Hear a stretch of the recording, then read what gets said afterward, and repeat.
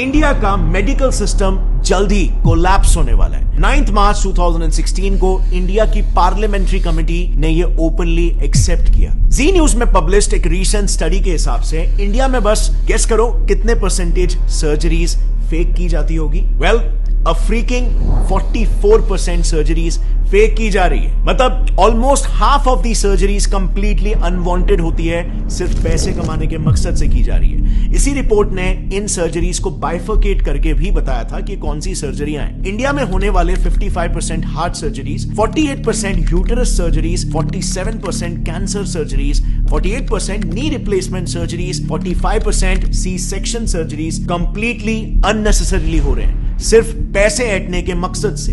Reason सिर्फ और सिर्फ एक, कॉर्पोरेटाइजेशन ऑफ हॉस्पिटल्स, यानी कि हॉस्पिटल्स को भी कॉर्पोरेट कंपनीज की तरह टारगेट और प्रॉफिट सेंट्रिक बना देना। एक काफी इंटरेस्टिंग रिसर्च पेपर है जिसमें रिसर्चर्स ने महाराष्ट्र के टॉप हॉस्पिटल्स के 43 specialist doctors, senior government x officials और कॉर्पोरेट हॉस्पिटल्स के मैनेजर्स को तक इंटरव्यू किया, ताकि वो इन हॉस्पिटल्स में जो कंपनीज की तरह ही टारगेट बेस्ड स्ट्रक्चर चल रहा है उसे पब्लिकली एक्सपोज कर पाए। And the results were shocking. So, सबसे पहले तो सैलरीज की बात करते हैं। रिसर्च में पार्टिसिपेट किए रिस्पोंडेंट्स का यह कहना था कि हॉस्पिटल्स में काम कर रहे डॉक्टर्स की सैलरीज में बहुत ह्यूज डिफरेंस होता है। इतना ज्यादा कि न्यूबी डॉक्टर्स को 1 लाख पर मंथ की सैलरी मिलती है, लेकिन सीनियर डॉक्टर्स को 1 करोड़ पर मंथ तक भी ये सैलरी पहुंच जाती है। अब सवाल यहां पर यह आता है कि इतना बड़ा डिफरेंस क्यों? क्योंकि डिफरेंस इनके टारगेट्स में भी होता है। एक सीनियर ऑप्थेल्मोलॉजिस्ट का यह कहना है कि उन्हें एवरी मंथ 1000 पेशेंट्स को कैसे भी करके हाई एंड ट्रीटमेंट्स में कन्वर्ट करना पड़ता है। इसी पर एक और गायनेक रिस्पोंडेंट का कहना यह था कि मंथ एंड में टारगेट्स का प्रेशर काफी बढ़ जाता है, जिसके लिए उन्हें कैसे भी करके आउट पेशेंट्स यानी कि ओपीडी पेशेंट्स को भी बिना मतलब के हॉस्पिटलाइज करना ही पड़ता है, और नतीजा ज्यादा से ज्यादा सर्जरीज रेकमेंड करके टारगेट्स मीट किए जाते हैं, क्योंकि टारगेट ही यहां पर 1000 पेशेंट है।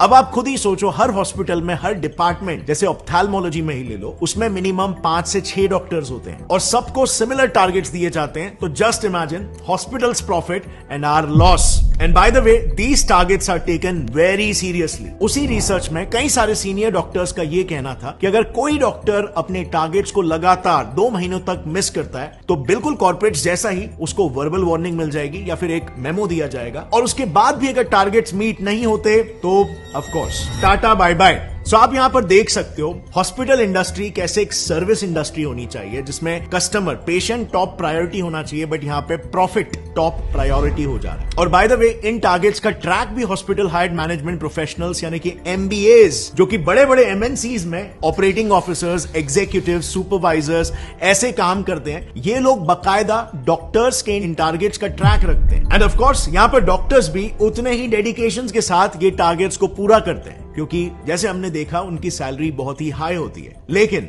उनका ये high paying job mostly contractual basis पर होता है, एंड सो उस कॉन्ट्रैक्ट को रिन्यू कराने के लिए और उनका न्यू पे स्केल डिसाइड करने के लिए उनके पिछले साल के टारगेट्स को देखा जाता है, जो अनफॉर्चुनेटली इन डॉक्टर्स को फोर्स कर देता है इलीगल स्कैम्स तक करने के लिए। नाउ, मेडिकल फील्ड के इलीगल प्रैक्टिसेस को थरली समझने के लिए हमने ये सारा इंफॉर्मेशन 2 काफी प्रोमिनेंट डॉक्टर से लिया है।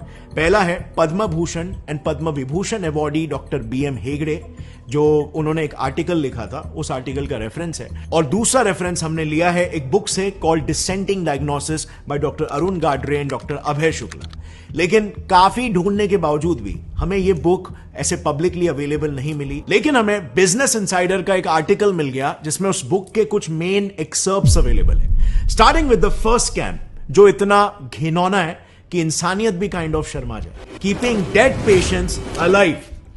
टाइम्स ऑफ इंडिया ने ऐसे कई सारे केसेस पर एक रिपोर्ट पब्लिश की है जिसमें डॉक्टर्स डेड पेशेंट्स को भी जिंदा बताकर उनके ट्रीटमेंट्स चालू रखते हैं, ताकि ज्यादा से ज्यादा पैसे बनाए जा सके, और फिर अंत में जाकर सच्चाई पब्लिक करते हैं। टीओआई में ही पब्लिश्ड एक केस में एक हॉस्पिटल ने पेरेंट्स को बिना बताए उनके 14 साल के ब्रेन डेड बच्चे को 1 महीने तक वेंटिलेटर पर रखा।